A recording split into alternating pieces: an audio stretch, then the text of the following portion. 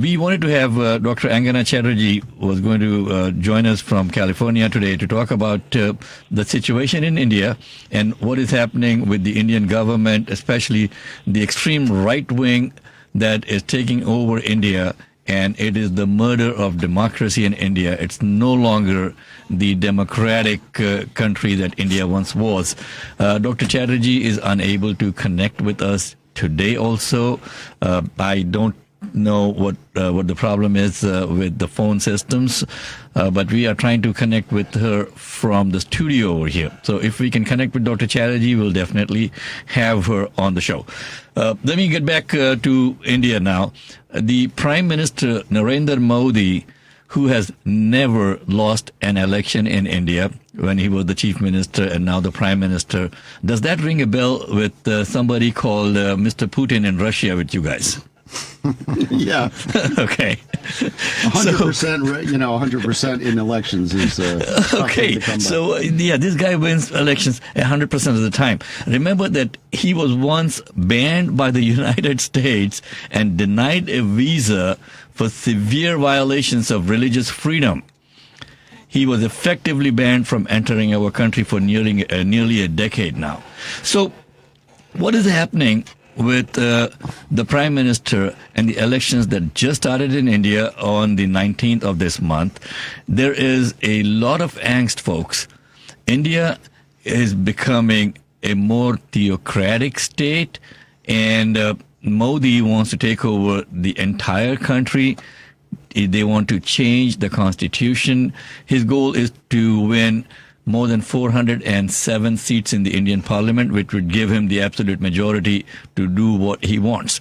Okay, elections are announced. All the major opposition leaders have been jailed. Now, just think about it. Well, that'll make it easy to win. That'll make it easy to win, right? So, again, shades of Putin, folks. If you have any concerns at all, call up the Indian consulate and complain, okay? That's the only way that these people are going to listen if the world comes around and ask questions. All the major media has been bought over by Modi and his friends. Mm-hmm. So there is no independent media. Hey, Mohammed, for the people who haven't heard this conversation before, please explain again what he's been doing in Canada and in the U.S. Okay, so I'm glad you brought that up, Ken. So the Indian government has actually got their agents in Canada and the U.S. who are targeting Canadian and American citizens for assassination. And Garrett is shaking his head at this, like, really? Can that be true? Yes, it is. Okay. The Canadian Prime Minister had gone for a summit of G7 or something in India, and he was effectively banned from talking to the Indian media, and he was not allowed to come out of his hotel room. All kinds of shenanigans, folks.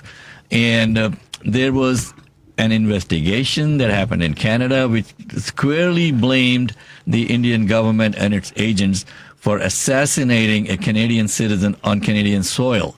And they wanted to do something very similar in the U.S. also.